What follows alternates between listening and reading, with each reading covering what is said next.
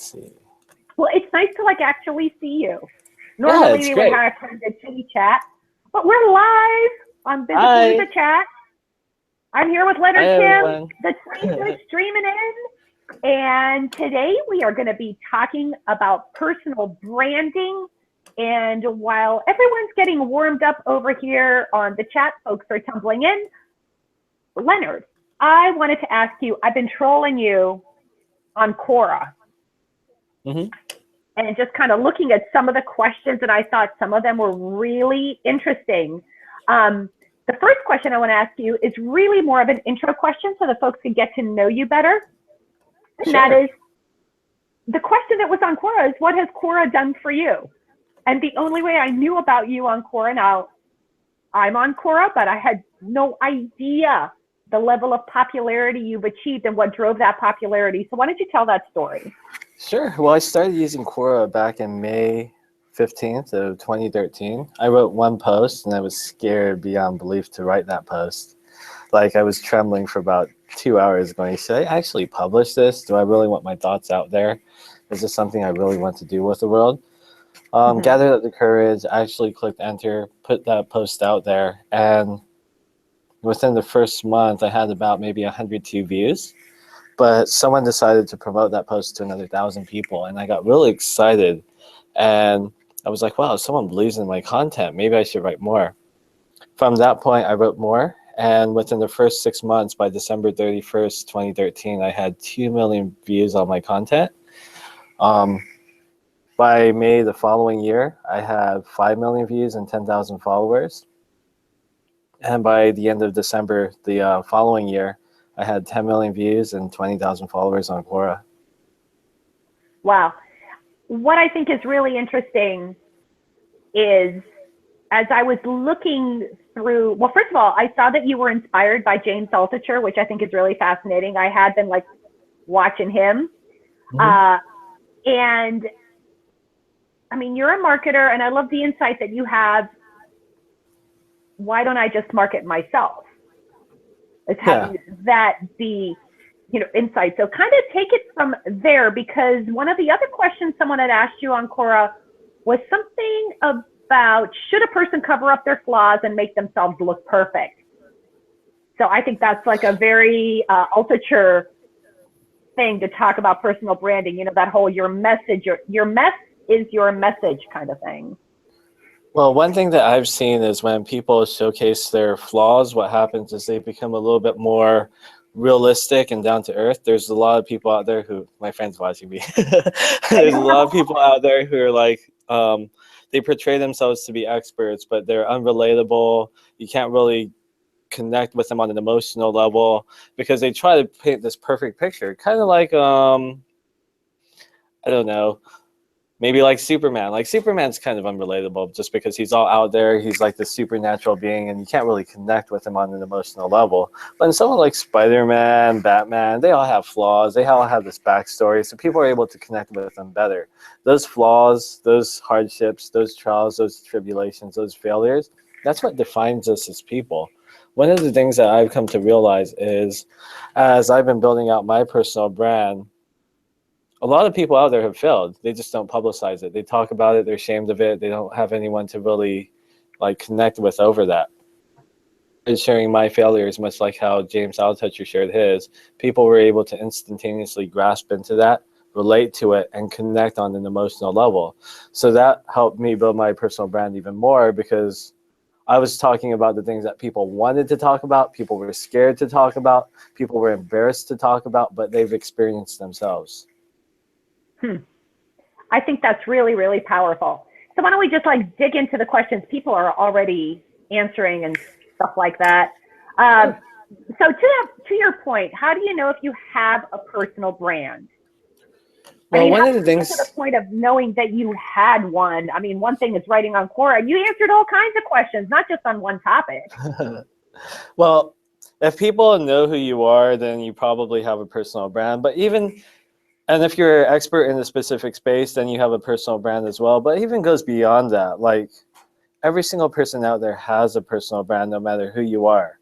So, think about it. When you walk into the office at work, people are looking at you a certain way. They're thinking about you a certain way. They're like, oh, this guy's funny. Oh, this guy's the office clown. Oh, this guy's the leader. This guy's the hard, evil boss I don't want to talk to you. Like, no matter what, everyone has this persona of you that they've attached to all the actions that you've created, all the steps that you take to get you to where you are today. So you could be nice and bubbly. You could also be the other way around, or you could be that reserved person that no one really wants to talk to. And no one really knows how anyone, I mean, it's really hard to identify my own personal brand without introspection and other people telling me what it is, but every single person out there has a personal brand, because it doesn't just relate to your expertise, your hobbies and things like that. It relates to how the world sees you. Got it.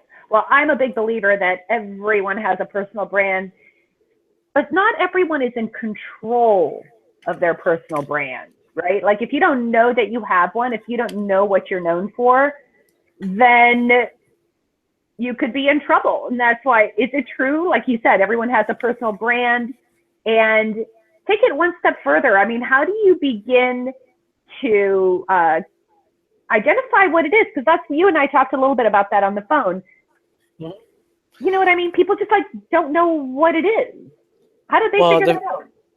The first thing before getting into subject matter expertise or hobbies or anything like that would be to take a close look of who you are as a person, the characteristics that describe you. What I like to do is I like to get 2 sets of Post-it notes. With the first set of Post-it notes, I write down 1 word of all these traits that describe me. Like, let's say I think I'm funny. I'm going to write funny on there. If I think I'm a leader, I'm going to write leader on there. If I think I'm lazy, I'm going to write lazy on there. It could be good traits. It could be bad traits. Let's say I think I'm aloof at times. I'll write aloof. And all these different traits will describe me. This is my reflection of myself. Now, going out there and doing that exercise, if you've never done this before, it can take a lot of time, because it really makes you think and wonder, what is your actual personal brand? How do you see yourself? Now, the second step of that process is you get a second set of Post-it notes. Let's say these were green and these are blue. On the blue ones, you go out there and you hand them out to your colleagues, your friends, your family, whoever it may be. Let them all know it's going to be completely anonymous, and make sure you put their thing into like an envelope or like a bag or something so they can't see what it says, or so you can't see what it says. But have them all write 1 word that describes you as well, and have them be 100% completely honest with you, even if it hurts, and just write 1 word that describes you and put it into that bag. Now you have all these different Post-it notes. So what do you do with them? You find a whiteboard like this, but before you get to that whiteboard, you start reading through them. You see the first set, you're like, oh, this one matches with this one matches with this. This person says funny, this person says funny, this person says funny. I think I'm funny. So we all think we're funny. This is great. So you get those and you batch them onto like one section onto a whiteboard like this. Then what you do is, some people are going to recognize traits that you don't realize that you're recognized for.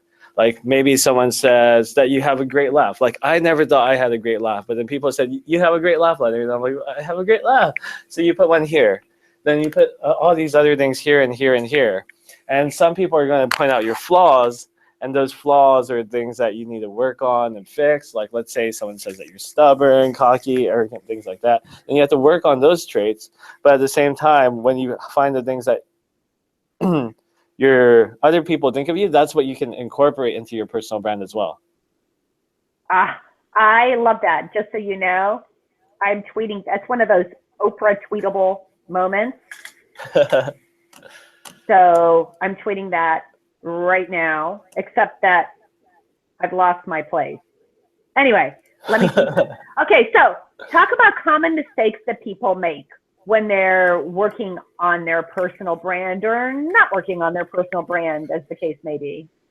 Some of the most common mistakes that I see is people go out there and they think, oh, I'm the subject matter expert. I'm going to showcase my expertise.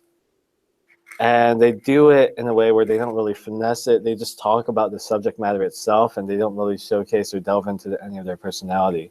Like, I've read some great case studies in my life, some great white papers, but then when I read them, I'm like, I don't have that emotional connection with this guy. Sure, this guy's the expert, but do I really want to hire this person to work with me?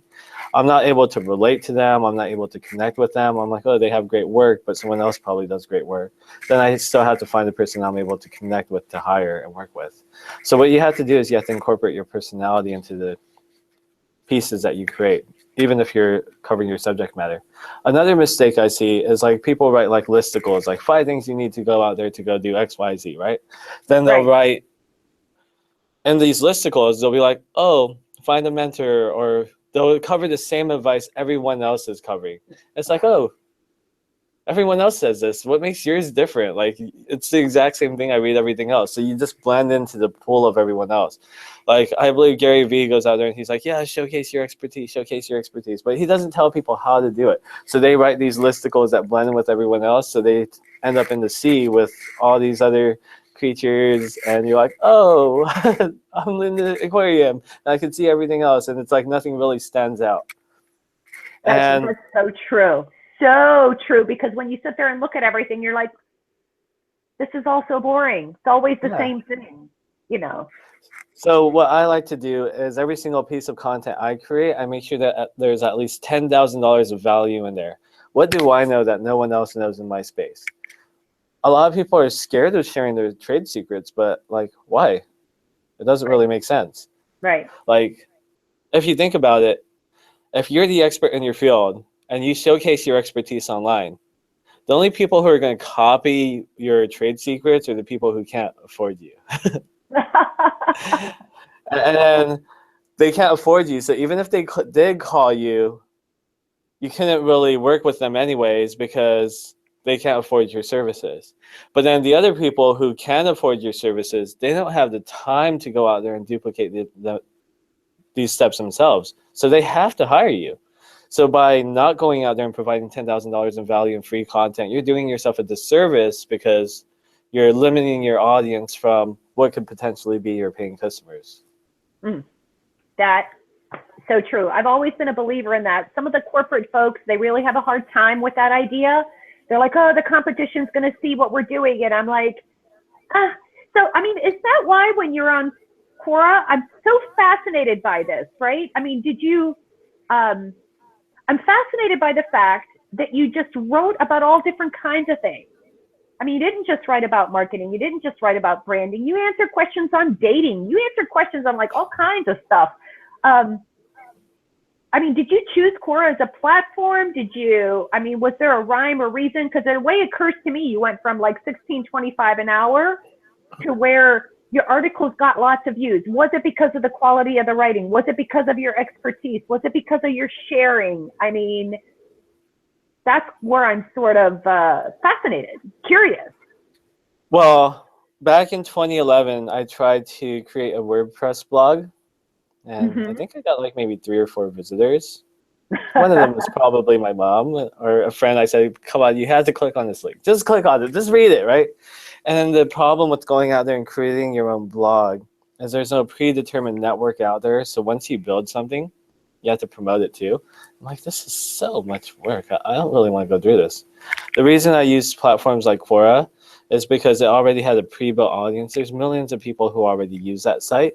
So once you put your content into there, like, just gets spread out. And if it's good, the more people read it. And if it's better, more people read it. And you have to like treat it like anything else. You have to be consistent. You have to follow up. You have to do more things. You have to engage with your audience. But I think the reason why it blew up is because I didn't really have a niche when I first started out. I was just like, oh, let's just talk about all the bad things that happened in my life. Let's talk about how I blew all these relationships. Let's talk about how I blew all these business deals, how all these startups I worked with failed. And like people really connected with that. And they're like, oh, this guy Leonard, he's pretty neat. Like he's just a friendly guy who works at a crappy job and he's cool. But then like as time progressed, what happened is I kind of got my niche and I honed in on it and I tweaked it a little bit, then I tweaked it a little more, then I tweaked it a little more, and slowly progressed into the marketing that I do now. Like at first, I wanted to go out there and just be I just wanted to just share my stories because I was so frustrated with life. Like I need to get this out. This is kind of like therapeutic for me. I just want to talk about my life. Right. I love that. And then like people were like I would talk about something that I completely failed at, like how I almost went homeless and stuff like that. And people were like, "Wow, you're such an inspiration." I'm like, What are you talking about? I make $16.24 an hour. What kind of inspiration am I?"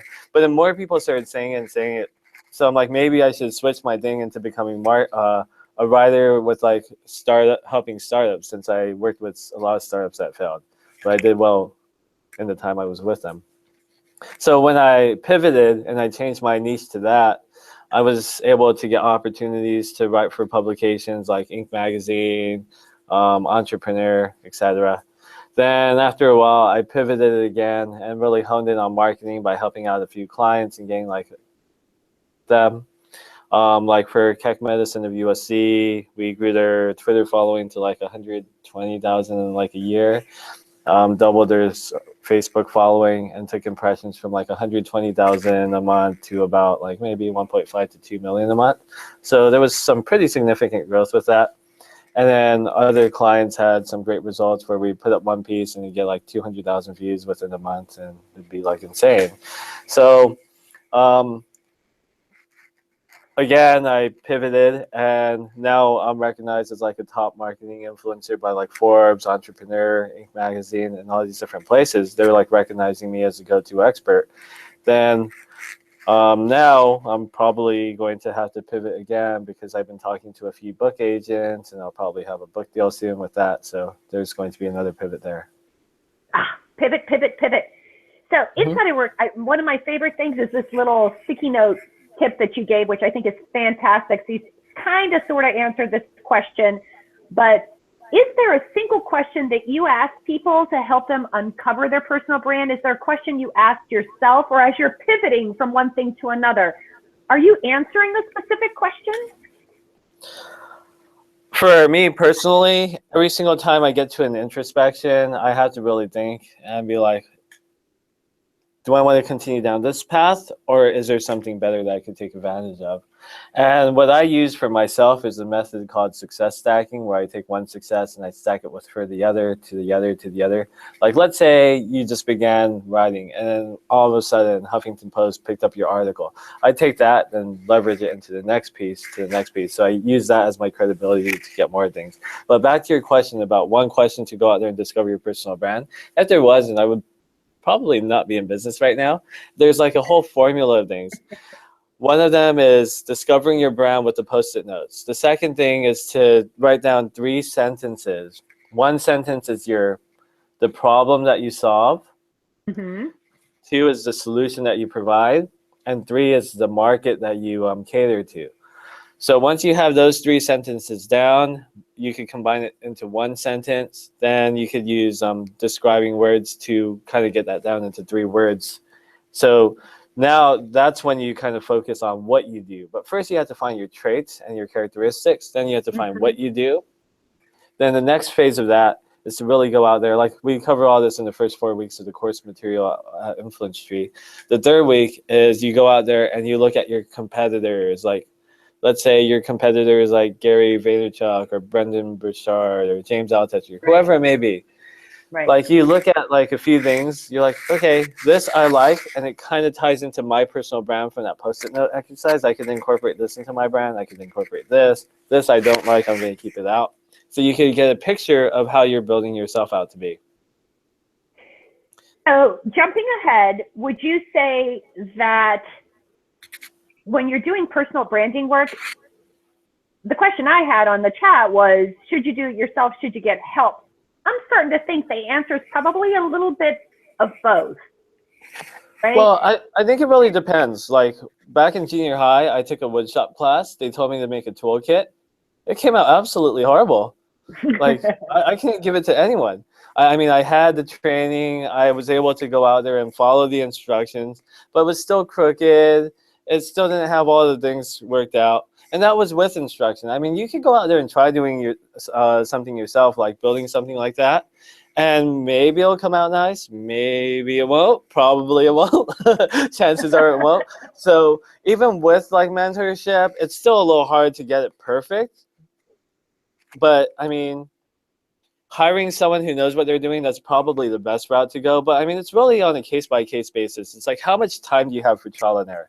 Like me, I had time for trial and error because I didn't really have money, and I was just like, I'm stuck at my job. I'm gonna go try everything, figure out what works. But then like Winnie, for example, our friend, like she went out there and she built her personal brand. It took her a few years to do it, but she has this massive personal brand where everyone comes out to her for finance advice. My business partner, as another example, I worked with him since maybe December 2015. Mm-hmm. We started out with him having about 200 social media followers.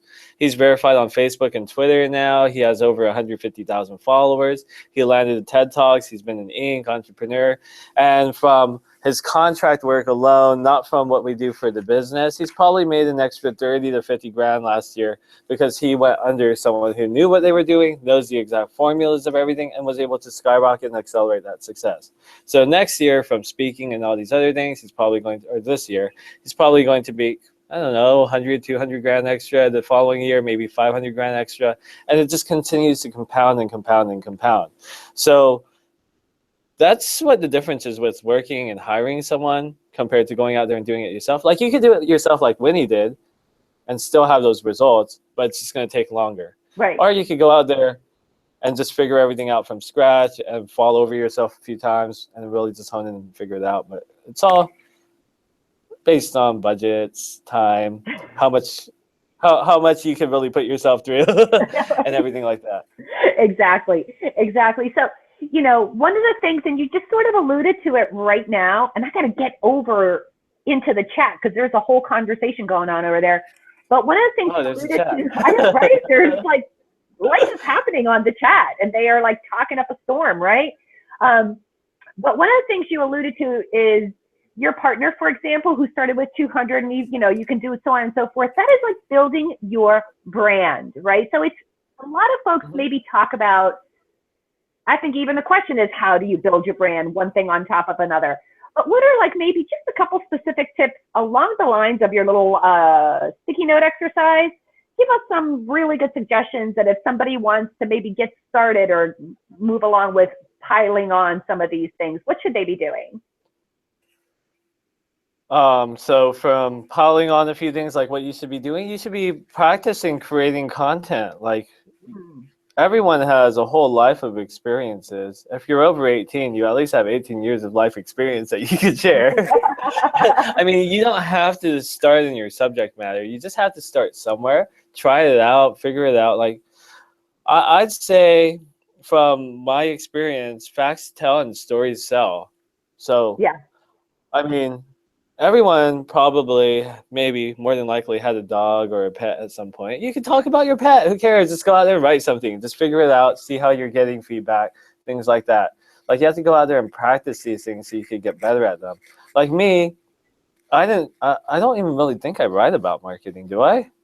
I guess I do. Very little, and that's what I think is fascinating. So, I guess, how do I say this, right? One of the things I really love that you talk about is get out there and do it, right? Create content, get out there and do it. Because inside of that doing, right, you are pivoting, you're finding your niche, you're finding your sweet spot in addition to building an audience. How do I say this? I mean, it seems like, how do you avoid the accidental luck thing? I mean, you said there's a formula. How do you avoid the accidental luck thing of getting it done, of building the brand? Well, I mean, accidental luck is like if you use examples of other people who built their personal brand, like who's that Vietnamese girl who does makeup and does the tutorials on YouTube? Right. Like her, she created consistent quality content all the time, right? So once it got discovered, people went through her backlogs and saw, oh, it's consistent. She is on point. She knows what she's doing. So by following that consistent pattern, she's able to launch into becoming this, Michelle Phan, that's her name. She's able to like create this global empire with her fashion brand. But in other people, when they accidentally stumble upon success, people go and look at their other content and it's not consistent. It's not all high quality. It's just all off there. So they're like,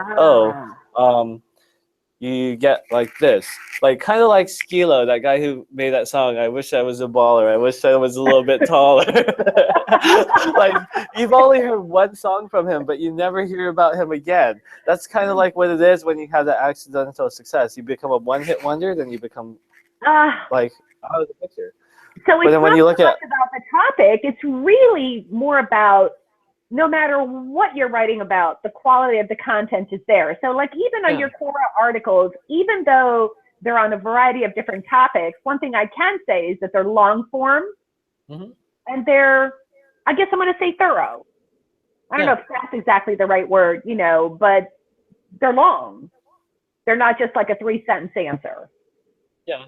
I mean, you could do 3-sentence answers and still make it work, but then you're going to have to make it consistent. Like you have to be known as a 3-sentence answer type of person who puts all your insights into 3 sentences. Or you could be that person who tells a story, or you could be that person who writes listicles. Like it doesn't really matter, just as long as you incorporate your personality into it and showcase everything you have. Like one of my favorite books is The 4 Agreements, and I think the first chapter is always do your best. And after I read that, I looked at my life and I'm like, do I always do my best? And the answer was no. So I was like, maybe if I always do my best, like something will happen to my life and things will get better. So I held myself upon a standard where I always wanted to do my best with whatever I did, and things worked out. So if you always do your best with whatever you're working on, like you're going to eventually get better. Things are going to eventually get smoother, and things are going to move forward. Yeah. So I'm going to run over here to the tweet chat that's going on. Okay. To question number 5, is there a single question? Jason Michael says he asks lots of questions, but the one he always asks is, how do your friends and family speak about you to others? That's very similar to your sticky note challenge. Yeah, but then it's challenging because how does my family speak about me to others? I'm really not sure what my grandma says to others, but I know what she says to me. She's like, why can't you be more like your cousin Fred? He went to do this. He went to do that. Why can't you be more like Eric? He played football. I'm like, does it look like I can play football? I mean, that one's a little hard to work with. I mean, it really depends on what kind of family upbringing you have. If you have an all-American family, then it's probably good. But if you come from an Asian descent, it's probably not the right thing, because they're like, you don't know, you got a B-. You're disowned. Oh my God. So Anna says, again, in response to question 5, is there a single question? She says, I don't believe one answer is enough to understand a person. So we're definitely getting a consistent response to that one. Yeah, it's like going on a date. Like you can't ask one person to know someone's life story. I mean, you could say, tell me your life story, but if someone was like, tell me your life story, I'd be like, go on Google and look for it. I'm like, I don't want to answer that. Oh my God, that is too funny. There is, what did I say? I think there is one question I really, really like. Let me see what I said about that. Yeah, I saw yours, but then I don't know where it is now. I know, right? I had one which, my single favorite question is, what can people count on you for? That's my single favorite question. And that's, again, very, very similar to what someone says about you. Now, another exercise that I went through, which was really, really interesting, you sit across from someone. So this could be a friend, it could be a relative, it could be whatever. And you set the clock for 10 minutes. This is really hard. 10 minutes, eternity. And you ask the person, how does that go? Oh my God, now I can't remember. See, this is my life. Now I can't remember. It's almost like a who you are to me. What do you say? Who am I? And then that person just has to say all these things about you. Oh my God, right? I can't do that. You're not allowed to say anything. You have to be quiet while they say things like, you are funny and honest and something like that. This right? is like punishment. And you can do the reverse too. Like you could say, I am, who are you? That's what it is. They ask you, who are you? And you start responding, I am, blah, blah, blah, blah, blah, right? So very scary, very difficult. But I like your sticky note thing. That's the one that's going to stay with me. Nice. Let's I, see. So go ahead. I would try yours, but I'm scared. You're scared? 10 minutes. 10 minutes? That's a long time. Yeah. It is. I did Can it I on do the it in the phone. shower? I did it on the phone with a friend, and I just was like, oh my God, is it 10 minutes yet? Is it 10 minutes yet? You know, because I found it really, really difficult to talk about myself, and I found it really difficult. Oh, and then I found myself saying contradicting things, right? Like you run Oh, out of yeah. things, and then I would just start contradicting myself. It was ridiculous. It was really ridiculous. Like, I'm Um, reliable. I'm unreliable. right, exactly. Okay, so I feel like we've talked about a bunch of things like all at once. The question that's coming up very shortly here, is there a time when you should change your brand or redefine your brand? So you talked a little bit about your pivoting. What is it that triggers you and has you say it's time to make a shift? Most people should set up a time interval, like maybe every 6 months, to really reassess their brand to make sure they're going in the right direction and doing everything that they need to be doing. For me, I don't really look at time. I don't have any clue. Oh, it's January. Like, I don't really know when it is right now. So I just, when I have a free moment to actually think, and I try to decompress, because I try to decompress like every few months. Right. So it kind of gets overwhelming when everyone tries to get your attention. Um, I try to just look at my brand to make sure I'm going in the right direction. Am I taking the right steps? Do I need to, like, when you get so far into the weeds, like, Yes. it's hard to see if you're going in the right direction. So every few months, I take a step back. I try to have that bird's eye view to make sure I'm going in the right direction. So you need to take those steps back, look at your landscape, and be like, oh no, if I keep following down this path, I'm going to end up in the river and I'm going to get stuck. Or if I keep going down this path, I'll never move ahead. Like another friend of mine, he built his personal brand kind of like following my model. This Right. guy's maybe like 5 to 10 years younger than me. He's been able to generate a lot of the same success I have, but his problem is, like me, I set up the Influence Street course where I have the course and I have the agency services. He went out there and he tried to set himself up the same way, but just due to the lack of an experience, he set himself up more as a freelancer. So he has that cap, and he hasn't taken that time to really go and reassess his situation. So he still has that cap, and he's working like no tomorrow, and he has that cap. I'm sitting here going, I could take all the workload I want because I have the infrastructure behind it, while this guy is kind of stuck. So you kind of have to really look to see when you have to pivot. And also look at your landscape to make sure you're going in the right direction, because you don't want to fall into a trap like he did, because he's probably going to max out at maybe like $100,000 a year. And I don't really think I have a max for mine. Got it. I really like what Michael Roach says, because I think it's, even though it's not on our question, I think it's an interesting thought. He says, a common mistake with developing your personal brand is obsessing over perfection. Quality matters, but perfection creates stress. What do you think? Well, one of my ex-girlfriends, she had OCD. I had to take a shower before I could go to sleep. Then if I started snoring, she woke me up. So she lived in like this perfect world. It just stressed me out. And I can imagine like how much stress she had to go through to maintain that perfection. I'm like, I'm the laid back guy who really doesn't care. So I'm like, why do I have to do all this? So anything that says perfection, I don't believe in it at all, just because I'm like, you want to go over this website again? I mean, it's good enough. Like when I launched my website for Influence Tree, I bought a $35 theme. I wrote in some words and I put it up.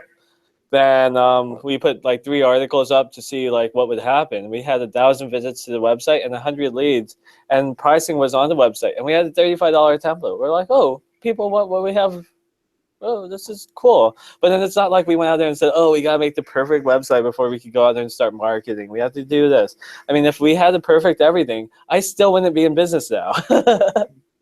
I think that is such outstanding advice. One of the conversations I get to with clients all the time is like they want to build a mansion when all they really need, is studio, You right? just need a yard. You just Yeah, need a right. yard You just need a yard. and some seeds, and you need to toss them around and see when they plant. Exactly. You just need a yard. Um, so the other thing I wanted to ask you, what are some ways that you measure your success? Are you like tracking anything, or what are you looking at to see how successful you are? You just mentioned the website visitors as one, but when Well, you're talking about personal branding. it goes in phases. Like first, when you first start creating content, you can really judge it by like likes, upvotes, comments, shares. Then as Right. things progress, then you could look at it by views, and then link clicks or like things like that. Then as time progresses, you could look at it as like website views and conversions, Mm-hmm. and then you could look at it as how many people reach out to you for like comment and like sharing your stuff or saying, oh, you're such an inspiration, or oh, can you help me with this, like how many incoming leads you get. Then you could look at it as how many people recognize you as an expert and get you featured in like little blogs and stuff like that. Then you can see it as like how many people reach out to you and get coverage for or go to your expertise advice in like bigger publications. Then it could be like how many $1,000 clients you get. Then it could be like how many 5-figure clients you get, and how many 6-figure clients you get, and 7 figures. Like the metrics always change, but you just have to be on the right metric at the right time in your career. Right. Right. Like if I was like, how many 6-figure clients am I going to get like 3-4 years ago? The answer would be 0, and it would stay 0. But then now it's a different story. Exactly. So, have you ever had an experience? You know, a lot of people get the impression, and I really don't want, it's a peeve of mine, right? Where you like, whether you meet someone with a great personal brand or you meet an influencer, and it seems like all of these things just happen to them. And we spent a lot of time talking about the challenges that you've had and how you overcame these challenges. But even inside of, you know, you went from nothing to something. Have you had a, what would you call it, an obstacle or something that didn't work out as planned or something that set you back where, you know, or has it just been this straight up trajectory? For myself? Yeah. Oh, everything set me back. I have like all these different hardships. Like one thing that I really don't like is the people who paint out that perfect picture like, oh, I worked hard, I went out there, I got successful, and everything was great, and now I'm so happy. Right, exactly. Like growing up, you probably read a lot of textbooks in history, right? Right. And all these historians cover people, and they're like, oh, Woodrow Wilson is like flawless, great leader, blah blah blah. And you have that with like Winston Churchill, Stalin, like any political leader, anyone who went out there and created success, Columbus, Napoleon, everyone, they all look like flawless. Like, oh wow, this person was perfect. They went out there, they never failed at anything. They just went out there and moved ahead. Machiavelli, Leonardo da Vinci, everyone. And you're looking at all these people, and like me, I'm reading these books going, okay, why am I reading about these people? It's not like I could ever do something like that. I'm not perfect. I spilled cereal all my shirt yesterday. And you're looking at these, like, we make all these like small little tiny blunders every single day, and these people are painted out to be like perfect. So how am I supposed to relate to that perfect person? The thing is, you really can't. And because you can't, when you paint yourself out like that as a personal branding expert, whoever it may be, as you're the perfect person to go after, then other people can't relate to you either. Like me, I've had a lot of setbacks along the way because I get frustrated. I'm human. I don't want to go out there and work all the time. I'm lazy. I like to, you know, go out there and have fun too. I don't want to work all the time. Like I have all these blunders. I feel like I lack confidence at times. I feel like quitting. I feel like giving up. I have all these same experiences that everyone else has, but I share them. It's like, why don't you just be honest? Like I feel like quitting like every 3 to 6 months, even though I'm making more money than I've ever made. I'm like, I don't know if I want to do this anymore. I'm tired. I want to go sleep. I want to go to bed. I want to hide under the covers. Or, oh, my girlfriend broke up with me. I feel like miserable and I don't know what I'm doing anymore. Like, there's all these problems and people are just so scared of like sharing them. And I don't know. Like when my ex broke up with me, I shared that with my friends, and like my bonds with my close friends became closer and closer. And you would think, oh, if you share stuff like that, people are going to push you away, and they're not going to want to talk to you, and you're going to be a Debbie Downer. But the opposite's true, because you get to see who actually stands up and comes out to actually help you, and who your real friends are. I love that. Hey, I got a question from Twitter. Remember how you Okay. talked about pivoting. I got a question. Can you talk about the dangers of pivoting, like pivoting too much? Is that possible? Yeah, it is possible. I mean, you could go from like a jewelry brand to like saying that you're the fresh grown farmer the next day. And then like everyone's gonna be like, what the hell are you talking about? So that's the danger of pivoting too much. I mean, like you should really like focus in on what you're good at for your main personal brand. Like, are you good at writing? Are you good at surfing? Are you good at like kayaking, boating? Do you know like one of the problems I see that people face is when they go out there and they build their personal brand. Let's say they have a job, they have a hobby that they really enjoy, and they have a Right. side hustle. We're in the Ah, day and age of side hustles where, I mean, you need like 400 grand a year to have a comfortable family life nowadays with investments and all that other stuff. So what, even if you're making 100 grand a year from a job and you're in somewhere like California, you need your spouse to make the same. Then you need a side hustle that makes the same for you guys too, so you're comfortable. And a lot of right. people, what they do is when they go out there and they build out their side hustle, they're like, and they look at their personal brand, they're like, I work at Walmart, but I want to Right. do web design, and my hobby is fishing. And they all try to bury Walmart. They try to take that out of their personal brand. They try to take that experience and their 10-year, 20-year job out of it, and they try to bury something about themselves. I mean, the last time I buried something was because it died, right? But then if that job's not dead, then that's still a part of your personal brand. You have to incorporate all that together and tie it all in. And that's one thing that I see a lot of people miss. They don't know how, like, you saw a lot of my core content. I'm like, I made $16.24 an hour working at a crappy job. I took ownership of it. Like, a lot of people don't go out there and they take ownership of what they're doing while incorporating it with something else. So if you want to make a big pivot, I mean, I guess you can, but then you have to look, what are your hobbies? What do you want to be known for? What are you working on already? Is your pivot in alignment to all that? Chances are it's not, so you probably shouldn't do it. Because like, let's say or we could go with an extreme example. Let's say you're a pro wrestler, or maybe not a pro wrestler, but a semi-famous wrestler in your UFC world, right? But then you're really, really good at, I don't know, copywriting or something. Why don't you just tie it in and be the wrestling copywriter? Like tie it in and put that personality into your brand. So many people go, oh, I don't want people to know I'm a wrestler because I want to be known as a copywriter. And they go, oh, I don't want to be known as a copywriter because I want to be known as a wrestler. And like they try to like take something out. It's like tie it all in together. It all fits. Everything fits together. It doesn't matter what it is. It all fits.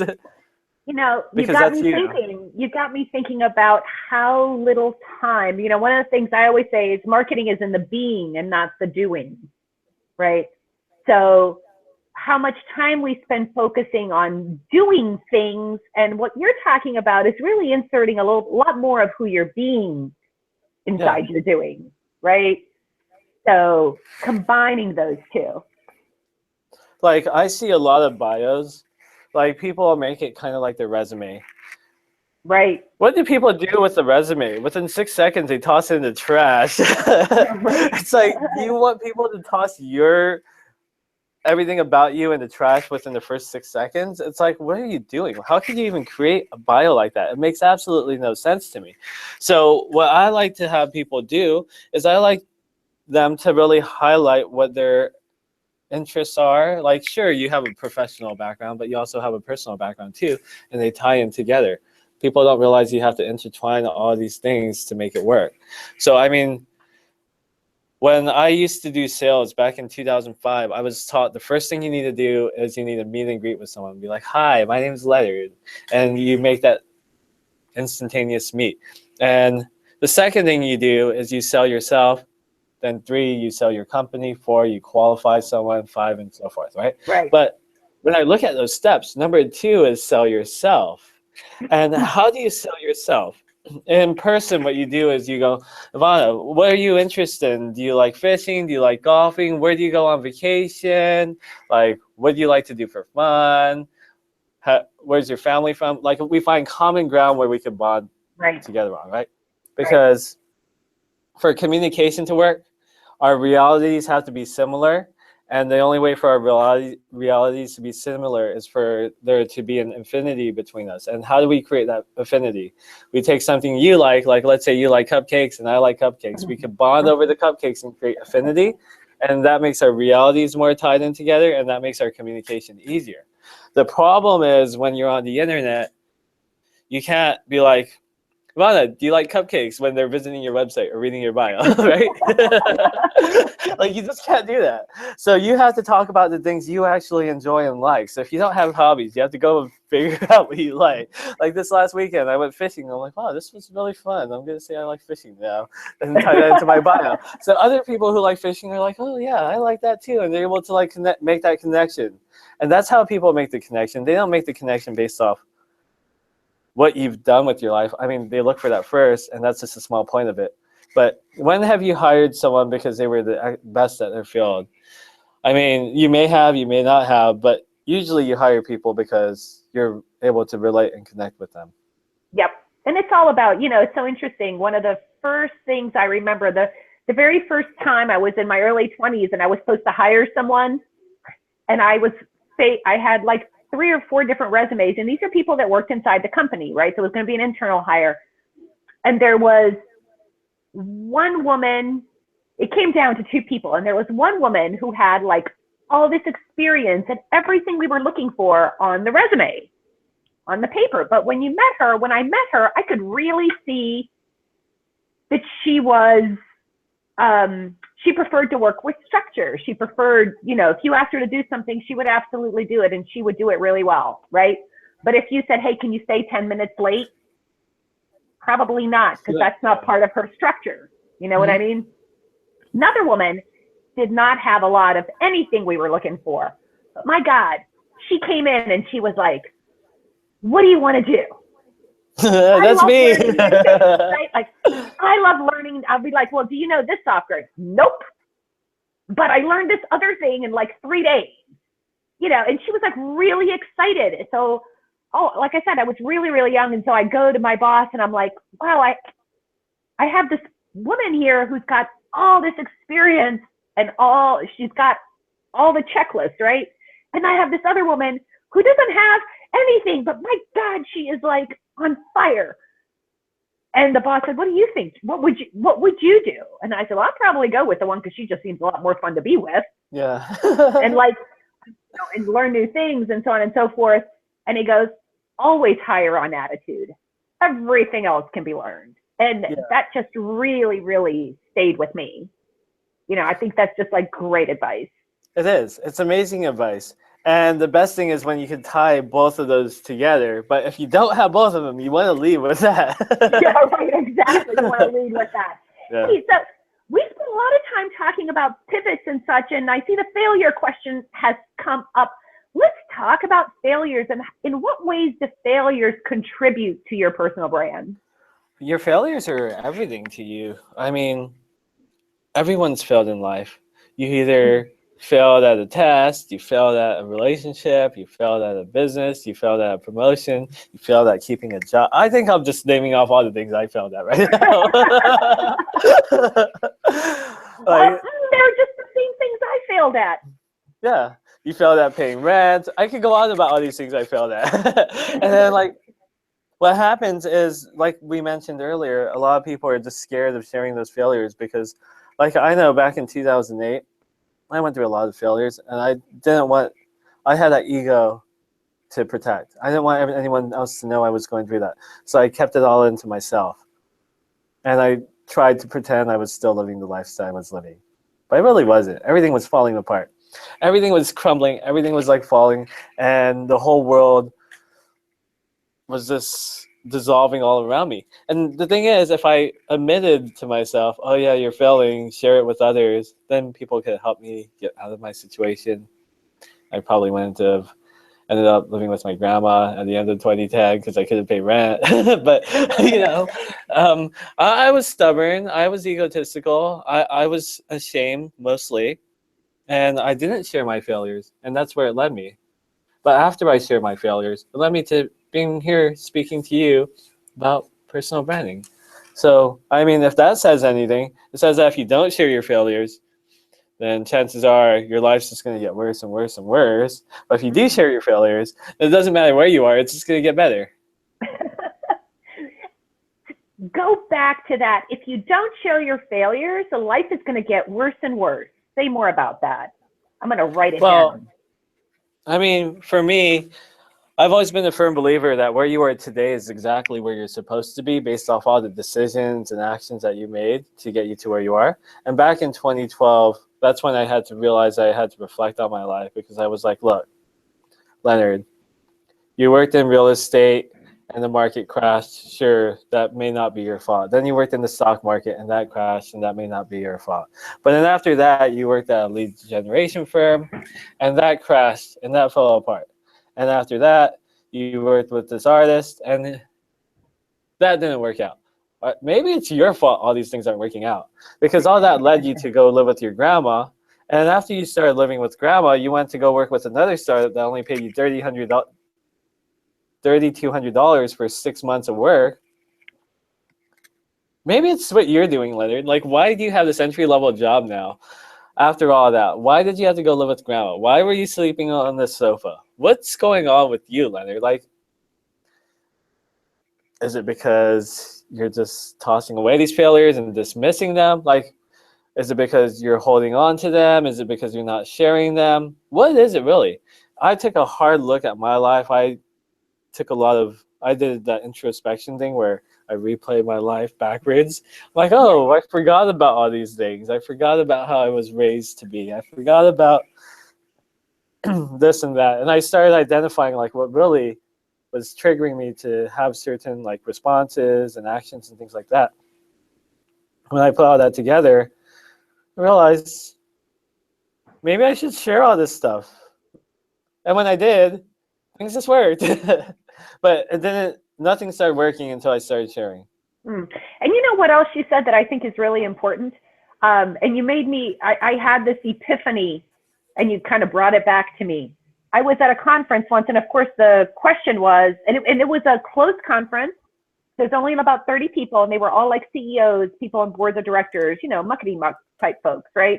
Mm-hmm. And the question was, share your, you know, your most embarrassing moment thing, right? And I noticed that the people with the most embarrassing moments, right? I mean, and they were like, wow, right? Were the smartest people in the room, people I admired and looked up to and saw as like, wow, they were really, really smart. And I sat back and I thought, what would you share? Now, either I had hidden my most embarrassing moments because I could not like think of anything. And that's not to say that I don't have embarrassing moments, which I do, right? Everybody does. But it occurred to me, right? It occurred to me that I was like, why don't you have anything that's like, quote unquote, fun to share? And it occurred to me, Leonard, that I wasn't like out there, right? These people were out living life, right? When you have failures, you are out living life and you're falling. And then you get up and you keep going. And it occurred to me that like you know, like you were saying, why are you on the couch? Why are you whatever? That was the question I asked myself. Why don't you have an embarrassing moment? Because you're not out there doing it. Yeah. That was scary. That was a scary moment, right? Because you got to be out there if you're wanting to learn and grow and, you know, do things. Yeah, it is scary when you realize something like that. Yeah. Like for me,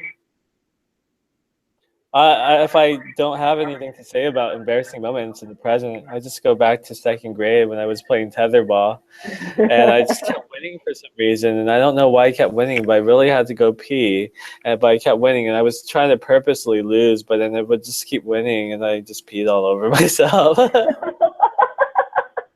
I'm like, oh, this is the best second grade day ever.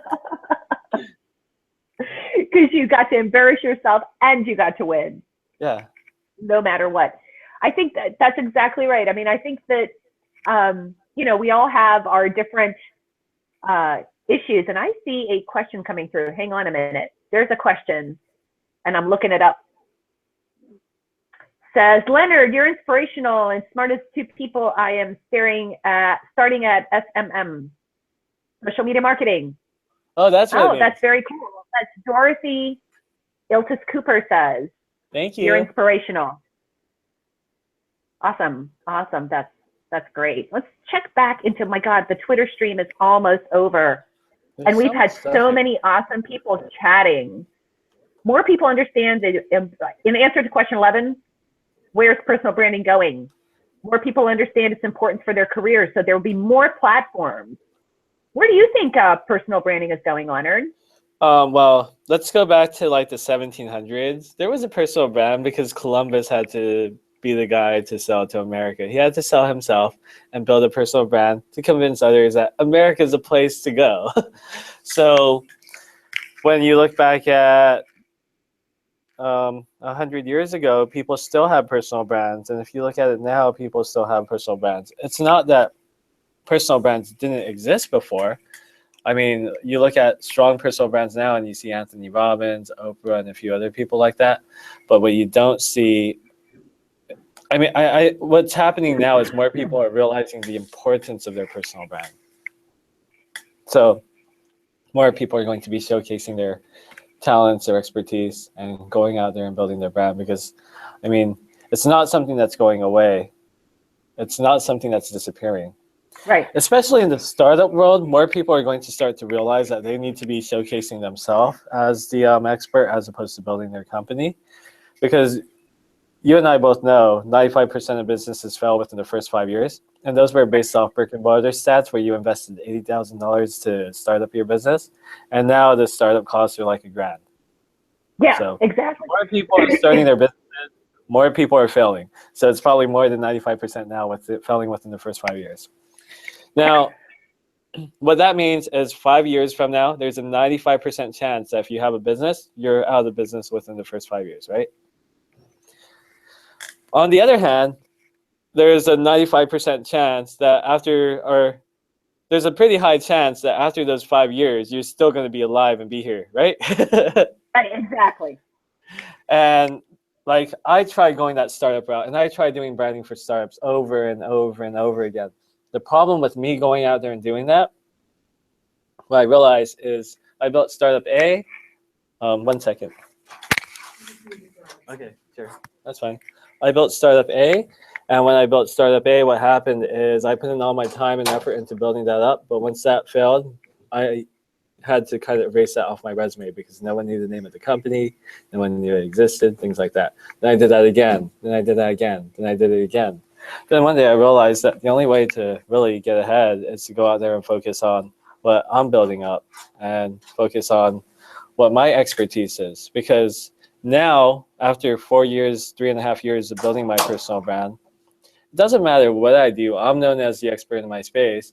So I could make 1,000 startups and they would all probably be successful because the thing is, people don't buy into my company, they buy into me, then they buy into the company. Another example you could really think about is, like, let's say you want to hire a marketing firm or an attorney or whatever it may be. You go on Google, you get a list of 10 results. You click on all 10.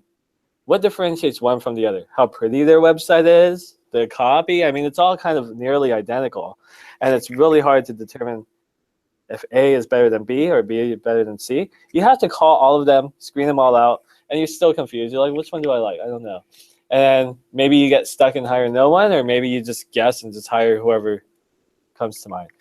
Now, B, you've probably seen some attorney on TV or attorney's content that you've written out. Like Chris Harvey, he writes on Quora. He has his own startup law firm over in Santa Monica. He goes out there and he's an expert and seen as the expert for startup law. Chances of him getting talked to are a lot higher if you recognize his name, you bond into his content already, you see him as a subject matter expert, chances are you're probably going to go with him instead of Googling someone else. And like everyone has these go-to experts that they talk to or that they know from being online. Like they're like, oh, Leonard Kim, personal branding, Neil Patel, content marketing, like brand, whoever it may be. They associate different names to different things. And then once you have all those names set up, then it just becomes like a piece of cake where you're the go-to expert. And if you can't do it, you have referrals for other people you could do. Brilliant. And I mean, is that ever going to change? I don't think so. Even if you're applying for a job, let's say. Now, let's say you were working for a big consulting firm for 30 years. You're probably in your 50s, 60s, but you're back in the job market. You send your resume off to someone looks you up. First thing they're going to do is they're going to Google your name. Right. When they're Googling you, what are they going to see? They're probably going to see your LinkedIn page with no picture and 82 connections because you weren't in the internet age, right? And then on the other end of the spectrum, let's say there's some 30-year-old kid just graduated with a master's, works over at McKinsey & Co., whatever. When you Google his name, you see that he has his own website. You see, you look at his LinkedIn page, he has over 500 connections and he has maybe 3 recommendations. You see his Twitter, he's got maybe like 2,000 followers. You see his Facebook, it's a public Facebook page as opposed to a profile page. So he's doing business off his Facebook. Maybe there's even a publication about him, like maybe like a HuffPost article or something. I'm leaving in like 2 minutes. Okay. Yeah. And you see that. And then like all these different things. It's like, who are you going to hire? The person with more social proof or the person without it? Exactly. I know you got to go. Thank you so much for being here. It was super fun. And by the way, we trended. Nice. Awesome. I'm glad we got to work on this. And thank you so much, Ivana. It was wonderful. Thanks for being here, Leonard Kim. Have an awesome day. Ciao, everybody. Anytime. Bye. Bye.